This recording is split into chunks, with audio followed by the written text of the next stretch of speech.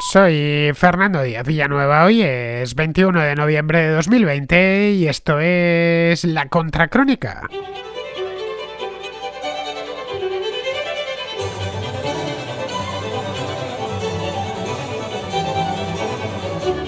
Bienvenidos a la contraportada de hoy, día 21 de noviembre. La primera, no, la segunda que hacemos ya este mes. Traíamos algo de retraso porque se me olvidó, recordad, del mes pasado hacer una contraportada.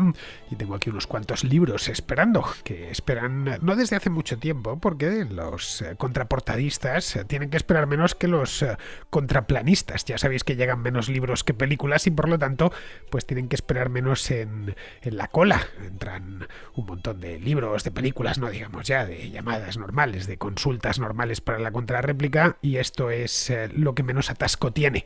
Bien, en el caso de que queráis participar, cosa que yo os invito, por supuesto, y el resto de contraescuchas también. De hecho, me consta que mucha gente, mucho contraescucha entra al programa solo para ver qué se ha recomendado y a partir de ahí ya tiene buenas ideas para la lectura.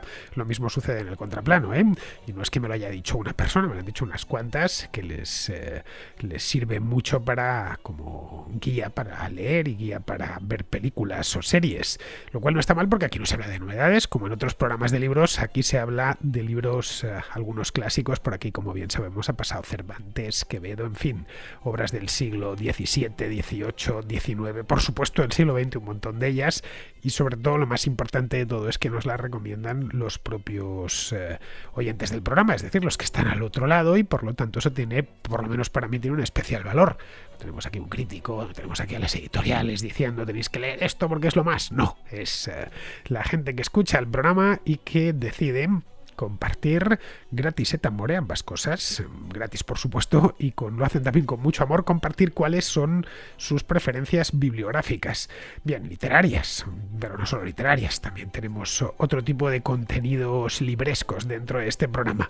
Bien, en el caso de que queráis participar, no tenéis más que enviar vuestra contracrítica al siguiente número de WhatsApp, es el 690 827909. Con el más 34 delante. Si es que estáis fuera de España, cuesta exactamente lo mismo, y tratándose de una crítica literaria, pues tiene que durar entre 1 o 3 minutos, y si son 4 tampoco pasa nada. Lo importante, como os digo todos los fines de semana, es que se escuche bien. Eso es lo más importante de todo.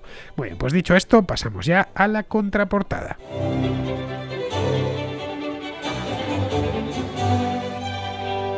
Empezamos con Gonzalo, que nos trae un libro que podemos llamar de autoayuda, de desarrollo personal, como lo llama él. Vamos a escucharle ahora.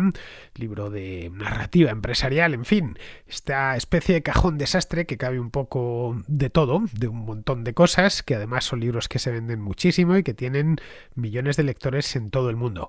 Este en concreto que nos trae es uno de los más famosos y, por supuesto, de los más vendidos. Hola Fernando y oyentes de la Contra. Yo quería recomendar un libro que se llama Los 7 hábitos de la gente altamente efectiva, de Stephen Covey.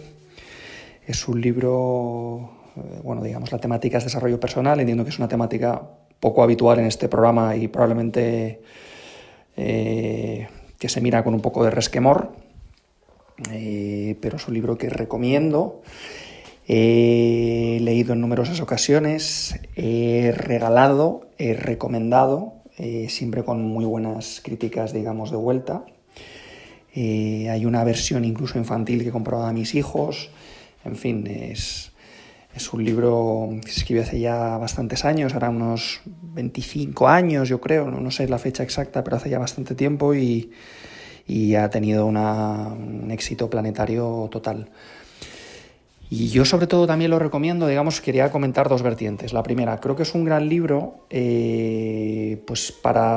sinceramente para cualquier persona, pero especialmente un libro que recomiendo para jóvenes, adolescentes. O sea, establece una serie de guías para funcionar, tanto a nivel interno hacia adentro como con los demás, que me parecen que funcionan, muy relevantes y desde luego ojalá todo el mundo funcionara, digamos, con esos principios. No son complicados, pero bueno, digamos que interiorizarlos no es una cosa tampoco, no es obvio. Y luego la recomendación también viene por otra vía, y es que creo que es, yo por lo menos en mi caso, digamos que mi camino al liberalismo ha sido, bueno, pues trufado de diferentes experiencias, ¿no? Entonces, únicamente ha sido, digamos, con los años, cuando me ha venido una vertiente, digamos, más de lectura política. Antes era, digamos, de ideas que yo ni siquiera podía etiquetar de liberales. Entonces, creo que es un libro en el que hay muchas ideas que se pueden calificar de liberales, y en general dentro del desarrollo personal también ideas como que asociado a la libertad está la responsabilidad, los intercambios voluntarios. De hecho, es uno de los principios es uno de los 7 principios del libro. Bueno, en definitiva, digamos que quiero dejar sobre la mesa un libro de desarrollo personal bajo una perspectiva, digamos, diferente a la que puedan quizás tener muchos de los oyentes, y recomendarlo tanto para ellos como especialmente si tienen hijos, adolescentes, jóvenes. Me parece una gran lectura. Pues mira, Gonzalo, este libro no lo he leído, pero lo conozco. De hecho, lo conozco bien. Tengo el ejemplar por ahí. No lo he abierto, pues lo he abierto y le he echado un vistazo, pero no lo he leído completo, ni completamente. Leí creo que la contraportada, un poquillo al principio, pero vamos, no me persuadió demasiado. Pero vamos, lo conozco bien porque cuando estuve en Guatemala hace ya años, en la universidad en la que trabajaba, en la que yo daba clase, había una profesora de la Facultad de Económicas que estaba, bueno, completamente entusiasmada con este libro de los 7 hábitos para gente se titula Los 7 hábitos para gente altamente efectiva. Sí, además no tiene pérdida, porque si vais por ahí por las librerías lo veréis en la portada con un 7 gigantesco. Es un libro bastante famoso. Bueno, pues esta mujer estaba entusiasmadísima, bueno, tan entusiasmada que lo hacía leer a sus alumnos. De hecho, daba, si mal no recuerdo, una clase especial o varias clases especiales durante el curso sobre este libro, y era uno de sus libros de referencia para la asignatura. Lo que no recuerdo era la asignatura concreta. La cuestión es que estando allí pues era este libro, los hábitos de la gente altamente efectiva, para arriba y para abajo. Bueno, el libro lo escribió, como bien comenta Gonzalo, un profesor llamado Stephen Covey, que además de este pues escribió unos cuantos más. Pero vamos, creo que ninguno se vendió como Los 7 hábitos de la gente altamente efectiva. Es un libro que tiene ya unos cuantos años encima. He ido a mirar exactamente cuando se publicó por primera vez en inglés. Se publicó en el año 1989. Es decir, pues hace ya más de 30 años, y ha sido traducido a multitud de idiomas, según veo aquí, a más de 40 idiomas. Una auténtica barbaridad. Pocos son los libros que llegan a ser traducidos a 40 idiomas de todo el mundo. Un libro normal, si consigue ser traducido a 5 o 6, ya puede darse con un canto en los dientes. Tened en cuenta que con que un libro esté traducido, pongamos por caso un libro que el original esté en inglés, y lo hayan volcado al francés, al español, al alemán, al italiano y qué sé yo, al ruso, ya con eso está alcanzando una parte considerable de la humanidad. Si además se ha traducido al chino mandarín, pues ya, y al hindi, ya tienes la práctica totalidad de la humanidad, porque todo el mundo, casi todo el mundo, al menos los que compran libros, si no conocen una de esas lenguas porque son nativos en ellas, la conocen como lengua adquirida. Es decir, pueden leerla en inglés o leerla en francés, en alemán o en la propia lengua española. Bien, este se tradujo al español también hace ya bastante tiempo. Tened en cuenta que lleva 30 años. Tiene 30 años a sus espaldas. Y bueno, se sigue editando. De hecho, la edición que tengo ahora mismo delante en Amazon, está en booklet. Bueno, pues es una edición del año 2015, según veo. Y además pone aquí edición revisada y actualizada. Bien, es uno de estos libros que se escribieron de tal manera que lo concibió el autor Stephen Covey de tal modo que el tiempo no pasa por él. Es decir, que a pesar de que tiene 30 años, sigue siendo plenamente válido hoy en el año 2021. Y es que está pasando el efecto Lindy, que diría Taleb, ¿no? Está pasando la prueba del tiempo, lo que significa que es altamente probable, por abusar de lo de altamente efectivo, que en el año 2041 se siga leyendo este libro, a pesar de que pues hayan pasado ya no 40 años, sino pues 60 desde su publicación. Y es posible, si se publicó en 1989, que en 2089 todavía se siga leyendo Los 7 hábitos de la gente altamente efectiva, porque cuanto más tiempo, esto es lo que dice Taleb, ¿no? Cuanto más tiempo sobrevive o pervive algo, más tiempo va a durar. nada más. Por lo tanto, si consigue ese efecto Lindy, y lo consigue en pocos títulos, y de estos de narrativa empresarial o desarrollo personal, son muy poquitos los que consiguen, se publican un montón de ellos cada año, y son pocos los que consiguen estar en las librerías, en los estantes de las librerías, durante 30 o 40 años. Bien, quizá os preguntéis por qué no lo he leído, a pesar, como ya os he dicho, de tenerlo, porque lo tengo físicamente. Lo tengo físicamente porque me regalaron una copia hace unos años. Y bueno, pues no lo he leído, a pesar de haber tenido la oportunidad de hacerlo y un regalo y demás. Primero porque tampoco es que sea muy corto. A ver si me entendéis, no es de estos libros de autoayuda empresarial que se leen rápido, como el Quién se ha comido mi queso, que ese sí lo leí en el pasado, pero porque era muy breve y con las letras muy grandes. Entonces, al final, pues se lo lee uno en el banco, qué sé yo, del parque, mientras nada, o tirado en la cama. En este caso estamos hablando de un libro que debe de tener, no lo sé, 500 páginas, una cosa así, vamos, que es un libro en condiciones. De hecho, como bien dice Gonzalo, creo que le traiciona la clasificación esa en la que le han metido de libro de autoayuda o libro de desarrollo personal. Creo, sospecho, y Gonzalo me lo viene a demostrar, que va un poquitín más lejos. Pero bueno, básicamente, la verdad no solo es porque sea gordo, básicamente es porque este género de narrativa empresarial pues no me va mucho. Y además luego está otra cosa, y es que siempre tengo libros pendientes de leer, de otros géneros que me gustan más y a los que les saco mucho más partido, como, no sé, la historia, por ejemplo, o la novela. Yo siempre tengo, no lo sé, 5 o 6 libros en cola, más o menos. Algunos directamente no los termino de leer, otros no los empiezo a leer porque no me da tiempo, porque de pronto aparece uno nuevo. Es bastante común que estés con uno que lo tienes ahí puesto al lado de la cama y de pronto, por cualquier causa, pues te aparece uno así que no lo esperabas y automáticamente lo cuelas y lo metes. Me acaba de suceder porque la semana pasada un buen amigo, Gonzalo Altozano, me habló de un libro de una periodista española llamada Anairis Simón, titulado Feria. Bueno, yo la verdad es que no había Anairis Simón, sí la conocía, pero no este libro. No había oído hablar del libro y me lo recomendaba. Me viene recomendado un amigo, me dijo, me mandó un WhatsApp diciéndome, tienes que leer Feria, de Anairis Simón. Bien, viniendo de Gonzalo, evidentemente, pues ya era una buena recomendación, pero es que al día siguiente leí una entrevista que le hacían al autor y ya fue definitivo. Me agarré la bicicleta, fui para la librería y me pillé el libro. Y saltó todos los que tenía antes. Bien, pues esa es una de las razones por las cuales no lo he leído. Pero bueno, sé que no es mi caso, que mi caso no es el habitual, es decir, que a mucha gente le gustan los libros estos de desarrollo personal, que los devora de hecho y se los lee todos.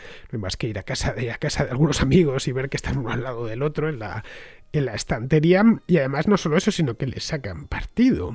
Así que bueno, los que pertenezcan a esa categoría de lectores, que entiendo que habrá unos cuantos aquí en la contraportada, y no conozcan este libro de Covey, cosa que me extrañaría mucho que no lo conociesen porque es de los más famosos, ya saben, que hagan caso a Gonzalo.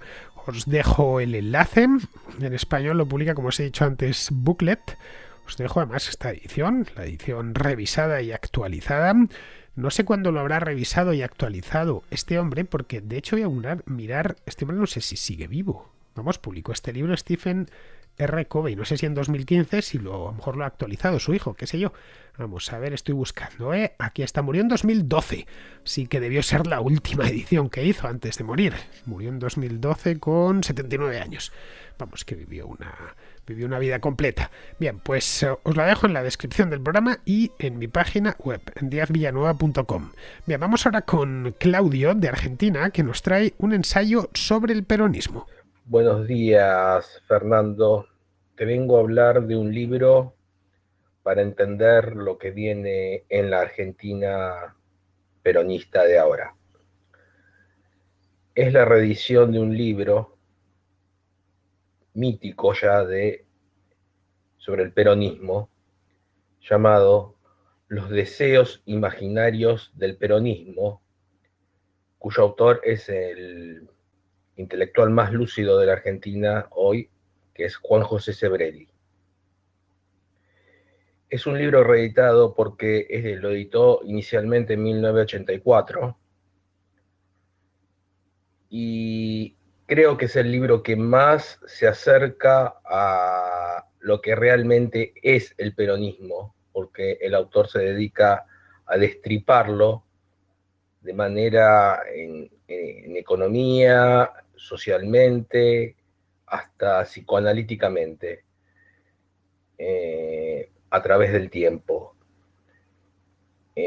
Lo establece en un origen bonapartista del régimen de Luis Bonaparte, y fue el primero que habló de un fascismo de izquierda, casi anticipándose a lo que hoy es el chavismo. Es un libro muy útil para aquel que quiera saber realmente lo que fue, es y será el peronismo. Porque realmente Sebrelli nació con el peronismo, se crió con el peronismo, tuvo un breve paso en él, pero toda su bibliografía se dedicó a criticarla, y cuando sacó este libro en 1984, en el retorno de la democracia, lo catapultó prácticamente al estrellato, y hoy es el intelectual, como dije, el intelectual más lúcido que pueda haber hoy en Argentina. De Sebrelli pasó por aquí hace ya tiempo, pues hace bastante. Voy a mirar cuándo. Que tengo abierto aquí el navegador. Este autor se llama Juan José Sebrelli. Bueno, pasó por aquí, pasó el asedio de la modernidad, y bueno, aproveché en su momento para comentar un libro suyo que me había gustado muchísimo en su momento, que se titula Comediantes y Mártires, en el que destripa los 4 grandes mitos y mártires también de la Argentina contemporánea. Estos 4 son, según Sebrelli, Carlos Gardel, Evita Perón, el Che Guevara y Diego Armando Maradona. Como vemos, un cantante de tangos, la esposa del gran hombre de la Argentina del siglo XX, y per se ella misma una celebridad, luego un revolucionario que ni siquiera hizo la revolución en Argentina, sino que se fue a la otra punta de América a hacerla, y por último, el futbolista más famoso de la historia de Argentina. La verdad es que el libro está muy bien. En su momento hablé de él, más lo había leído hace poco y lo tenía muy fresco. Bien, este de los deseos imaginarios no lo he leído, pero vamos, sí le eché un vistazo a su ficha en Amazon en su momento. Salió el año pasado, ¿eh? Es un libro que Sebrelli publicó hace 40 años. Claudio ya nos lo ha dicho, que es antiguo. Lo publicó en el año 1983. Bueno, el 83, justo al terminar la dictadura militar, que terminó ese año, cuando llegó Raúl Alfonsín, y que se reeditó el año pasado, poco antes de que los peronistas, de la mano de Alberto Fernández, se hiciesen de nuevo con el poder en Argentina. Evidentemente, pues han pasado muchas cosas en Argentina, desde el 83 hasta 2019, un montón de cosas, y ha tenido pues unos cuantos gobiernos peronistas y no peronistas, así que ha tenido que incorporar, bueno, pues los 2 neoperonismos que ha habido desde el 83. Por un lado, Raúl Alfonsín, recordemos que era de la Unión Cívica Radical y no peronista. A pesar de que mucha gente piense, al final veamos toda la política argentina peronista. No lo es, no todos los políticos argentinos son peronistas, pero sí es cierto que toda la política argentina está peronizada. Eso es sin ninguna duda. Pero hasta partidos que están bastante lejos del peronismo. El discurso político en Argentina, poco que uno lea la prensa, los editoriales, los columnistas, no digamos ya si escucha a los políticos hablar, hay como una especie de lengua peronista, que, ojo, como total, los argentinos hablan el mismo idioma que nosotros, ha terminado transmitiéndose a otros países de habla hispana. Es decir, que hemos terminado en España, en México, en Venezuela, en Colombia, hemos terminado hablando con peronismos, con palabras y palabrejas, mejor dicho, típicamente de los peronistas o patentadas allí. Pero bueno, el hecho es que ha tenido que, como os decía, que incorporar los 2 neoperonismos desde entonces. Por un lado, esto del neoperonismo sería el peronismo después de Perón, pero muere en los años 70. Le sucede Isabelita, que era su segunda esposa. Luego viene la dictadura militar, que fueron unos años, y ya se recupera la democracia en Argentina en el 83.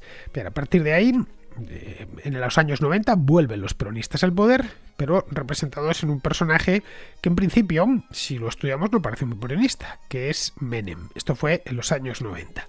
Y luego, posteriormente ya, y este lo recordamos bien porque es muy cercano, el kirchnerismo ya de nuestro siglo, es decir, cuando después de la gran crisis de 2001-2002, Kirchner se hace con el poder y lo mantiene, primero él muere en 2010 y después su esposa, Cristina Fernández de Brón, pues hasta el año 2015 sale durante 4 años y han vuelto ahora, porque es que Cristina Fernández de Brón está en el gobierno de nuevo, aunque está como vicepresidenta. Es decir, que todo esto lo ha tenido que incorporar. El peronismo, como vemos, tiene una facilidad pasmosa para inventarse y reinventarse continuamente. Es una doctrina política un tanto peculiar. Bueno, de hecho creo que no existe doctrina política en todo Occidente capaz de hacer semejantes contorsiones. No la hay. Y además tienen una capacidad increíble los peronistas de las distintas épocas para defender una cosa y la contraria con una facilidad máxima. Lo podemos ver en los distintos peronismos que se han ido dando. El libro, por cierto, lo tenéis en edición Kindle, lo cual es algo muy útil, porque de lo contrario, pues yo creo que sería muy difícil de encontrar fuera de Argentina un libro como este de los deseos imaginarios del peronismo. A fin de cuentas, esto no deja de ser, puede tener interés para algunos lectores fuera de Argentina, pero no para una mayoría, desde luego. Asuntos como este del peronismo, así que este en Kindle es muy bueno porque uno se lo puede descargar desde cualquier lado y lo puede encontrar en cualquier sitio. De hecho, Sebrelli tiene, si no toda su obra, si buena parte de su obra disponible en Kindle. Algunos de sus libros son muy locales. Bueno, este, por ejemplo, aunque el peronismo creo que interesa más allá de las fronteras de Argentina, pero vamos, tiene otra, por ejemplo, una especie de historia de las ideas políticas argentinas, o tiene un libro sobre Buenos Aires también. Otros, en cambio, son de un interés más general, vamos.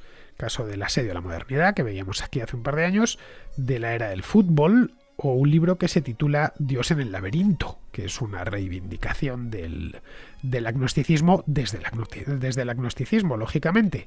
Los libros más generales de Sebrelli los publican editoriales panhispánicas grandes, tipo Debate, Comediantes y Mártires lo publicó Debate, o De Bolsillo, La era del fútbol está publicada por De Bolsillo, y los otros los edita en Argentina la editorial Sudamericana. Pero eso sí, esta editorial se encarga de que los tengamos disponibles en todo el mundo gracias a la magia de los libros electrónicos. Seguimos con Paul, que nos trae un libro de Arturo Pérez Reverte, que ha pasado por aquí ya en un par de ocasiones, pero que me parece perfecto que venga una tercera vez más, porque es que es un libro estupendo. Vamos a escuchar antes de nada a Paul. Buenas, Fernando, un saludo para ti y para todos los oyentes de la Contraportada. Quiero recomendar un libro de Arturo Pérez Reverte, que fue publicado en 1988, que se llama El maestro de esgrima.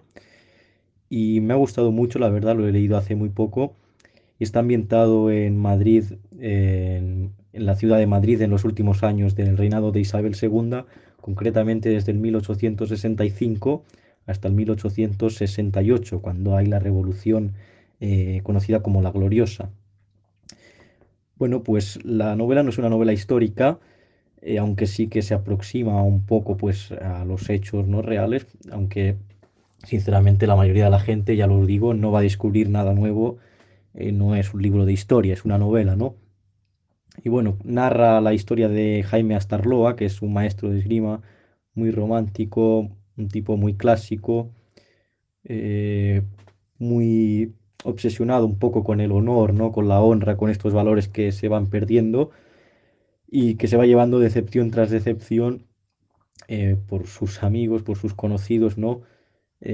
Bueno, es un poco pesimista en este aspecto, aunque es una novela realmente interesante, realmente buena, que me ha gustado mucho. Y pues nada, la recomiendo para toda la gente que le guste la novela así un poco policíaca eh, y que quiera saber algo sobre esta época si es que no lo sabe. Así que nada más, un saludo, muchas gracias por tu programa y a seguir así, crack. Pues este libro ya pasó por aquí, voy a buscarlo, voy a aprovechar que tengo la pantalla encendida para hacer todas las búsquedas. Debería tenerla encendida siempre, esa es la verdad, pero no siempre sucede. Bien, vamos a ver, la primera vez que pasó por aquí, vamos a buscar esgrima. Lo estoy buscando en mi propia web, para que veáis lo útil que es el buscador este que tengo, porque lo voy a subir para arriba en mi página. Vamos a buscar esgrima, bien. Y aparte tenemos un buscador fabuloso. Busca casi como Google. Bien, me encuentra dos contraportadas. Bien, la primera estuvo por aquí. Bueno, esta no es la primera, esta es la segunda. La primera estuvo en febrero de 2018. Y la segunda en julio de 2019, es decir, hace casi año y medio. Bien, como veo, la audiencia de la contra es muy revertista. Es más, voy a hacer otra búsqueda. Estoy aquí haciendo una publicidad en mi página web para que veáis qué pedazo de buscador tengo. No lo he diseñado yo, eso sí. Bueno, de Reverte hay muchísimos más libros desde el principio. Desde 2017 veo que tengo como digo, la audiencia es muy revertista, lo que demuestra que tiene la audiencia de la contra muy buen gusto literario, porque Reverte es un gran contador de historias. Bueno, contador... Y antes de eso, imaginador de historias, porque toda historia de ficción y lo que escribe Reverte en sus novelas es ficción, esencialmente, son historias que nunca han existido más allá de su propia cabeza. Antes de contarlas tienes que haberlas imaginado. Esta novela, El maestro de esgrima, es la segunda de Pérez Reverte después de Lúzar, y fue la primera que se convirtió en un éxito editorial. De hecho, cuando Reverte empieza con El capitán a la triste, esto fue en el año 1996, él empezó con Las aventuras del capitán a la triste, en principio solo un libro, luego pues al final alumbró muchísimos más hasta el último, que creo que es de 2011 o 2012. Mucha gente, sobre todo los más jóvenes, creen que Pérez Reverte, que lo que convierte a Pérez Reverte en Pérez Reverte es El capitán a la triste. No, se equivocan. Cuando él publica El capitán a la triste es ya un autor plenamente consagrado. Aparte de que era conocido, porque era reportero de Televisión Española y llegó a presentar algún que otro programa, todos, cualquiera le conocíamos a Pérez Reverte, aunque fuese de vista en el año 1990 o 91. Aparte de eso es que ya había vendido unos cuantos libros, bastantes. Entre El maestro de esgrima. Este es del año 1988, es decir, que lo había escrito 8 años antes del Capitán a la Triste. Luego está El Club Dumas y La tabla de Flandes, que son todos previos al Capitán a la Triste. Pues ya se había convertido Reverte en una celebridad nacional, y me atrevería a decir que también en parte internacional, porque los libros de Pérez Reverte, no sé si todos, pero sí una buena parte, se han traducido a otros idiomas y han tenido críticas en periódicos como el New York Times, por ejemplo, y en revistas de libros extranjeras. El Times de Londres también ha reseñado a Pérez Reverte. Bien, cuando él publica El Capitán a la Triste, sus libros ya se vendían por millares, así que los que pensáis que todo se lo debe al Capitán a la Triste, no estáis en lo cierto. Si quitásemos El Capitán a la Triste, hombre, la obra de Pérez Reverte se vería algo perjudicada, pero en absoluto desaparecería, ni muchísimo menos. Bien, en esta del maestro de esgrima, el autor nos transporta hasta el Madrid del año 1868, el que todo aquel conocedor de la historia de España sabrá que es un año importante, pues fue el año de la Revolución Gloriosa, cuando se destronó a Isabel II. A partir de ahí se abre el sexenio democrático, llamado sexenio porque duró 6 años, hasta 1874, en los que hubo un gobierno provisional, el gobierno del general Serrano, luego la monarquía de Amadeo de Saboya, posteriormente la Primera República, y luego volvió el golpe de Martínez Campos, Serrano, tal, y al final ya viene Alfonso XII. Bien, el año 1968 es cuando empieza todo aquello, y es donde ambienta Reverte la novela. El protagonista es un maestro de esgrima, es decir, hace honor al título, que tiene patentada una estocada perfecta, a la que denomina la estocada de los 200 escudos. Bien, a partir de aquí, lo que hace el autor es desarrollar toda una trama de suspenso bastante buena, por cierto, que además de novelística o novelesca, esta trama es una trama muy cinematográfica. Unos años más tarde se llevaron la historia del maestro de esgrima al cine, en una película que se titula El maestro de esgrima, con Homero Antonucci en el papel de maestro de esgrima y Assumpta Serna en el de la dama misteriosa que acude a su estudio a recibir clases de esgrima y sobre todo a que le enseñe esa estocada. La película está muy bien, pero vamos, la novela está mejor todavía. Es una novela muy revertiana. Algunos dicen que es la mejor de Pérez Reverte. La verdad es que tampoco soy tan revertista como para... Igual que con Kubrick sí me atrevería a categorizar, con Reverte no tanto. No le tengo tan leído, vamos, ni tan profundamente leído. Pero vamos, que es revertista en el sentido de que combina de muy buena manera acción e intriga, administrando ambas de tal modo que, bueno, pues que hacen de la lectura de esta novela, como casi todo de Reverte, una auténtica delicia. Si alguien se quiere iniciar con este autor, porque no le haya leído nunca y tenga la curiosidad y le pique, vamos, que quiera ponerse con Reverte y no sepa por dónde empezar, pues este no me parece mal comienzo, ¿eh?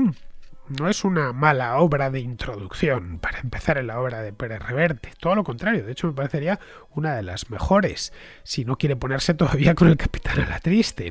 O no sé, los que solo hayan leído las aventuras del Capitán Alatriste y quieran profundizar, quieran continuar con más obras de Reverte, pues creo que esta obra es perfecta para continuar. Bien, seguimos con José, que nos trae un clásico de la historia militar. Bueno, más que historia militar, es historia, sin ninguna duda, pero a caballo con el periodismo. Cornelius Ryan, una contraserie de libros y o películas como El día más largo, 1962, Un puente demasiado lejano, 1977. En este se produjo un error y al leer el libro se descubre que el defensor de la línea del eje, el general paracaidista Studen, con el primer ejército paracaidista alemán, fue representado por Maximilian Schnell con uniforme de las Waffen-SS, quien dice, lo que pudiera hacer yo con ese poderío. Igualmente, La última batalla, en Berlín, libro que nunca fue realizado en su película. El autor al que se refiere José, que creo que no se le ha escuchado bien, entraba muy bajito. José ha intentado subirla todo lo que he podido, no sé si habré conseguido que se escuche bien. El autor, como pilla cortado al principio, pues que creo que no se ha escuchado bien, es Cornelius Ryan. Cornelius Ryan fue, mejor dicho, ya muchos años muerto, fue un periodista irlandés que en su momento fue corresponsal de guerra en la Segunda Guerra Mundial. Luego, tras aquello, después de la guerra, decidió especializarse, con todo lo que haya aprendido, en escribir ensayos históricos, pero todos sobre el conflicto bélico, sobre ese conflicto bélico. Escribió dos libros muy famosos. Uno es el puente lejano, sobre la operación Market Garden, que esta fue en septiembre del 44. Cuando los que conozcáis un poquito la Segunda Guerra Mundial sabréis de qué hablo. Bueno, fue una operación concebida ya después del desembarco de Normandía, el mes de septiembre, cuando los aliados trataron de penetrar en Alemania atravesando Holanda. Porque Holanda está llena de ríos y había que cruzar muchos puentes que los nazis se encargaron de ir cortando, de ahí que se llama el puente lejano. Bueno, la operación Market Garden fue un estrepitoso fracaso. El otro, que es el que concretamente del que nos hablaba José, es El día más largo, en el que cuenta los desembarcos de Normandía del mes de junio del 44. Este libro, que es muy famoso, por cierto, famosísimo, dentro de la bibliografía del desembarco de Normandía, es uno que siempre figura en cualquier bibliografía que se haga sobre el desembarco de Normandía. Está este libro.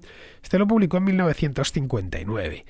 Cuando ya habían pasado 15 años desde el desembarco, y eso le permitió tomar cierta distancia e informarse de infinidad de detalles de la operación Overlord, que en aquel momento, claro, en 1959 ya eran públicos y ya se podía hablar con los antiguos oficiales que habían participado, por supuesto con los soldados, ya había mucha información disponible, cosa que en el año 1944 eran secretos, porque la operación Overlord, en junio del 44, hasta que se hizo pública de la manera en la que se hizo pública, con tantas bombas, en origen, y tenía que serlo además, tenía que ser una operación ultra secreta. Bien, pues lo que hizo Ryan fue dividir el libro en 3 partes.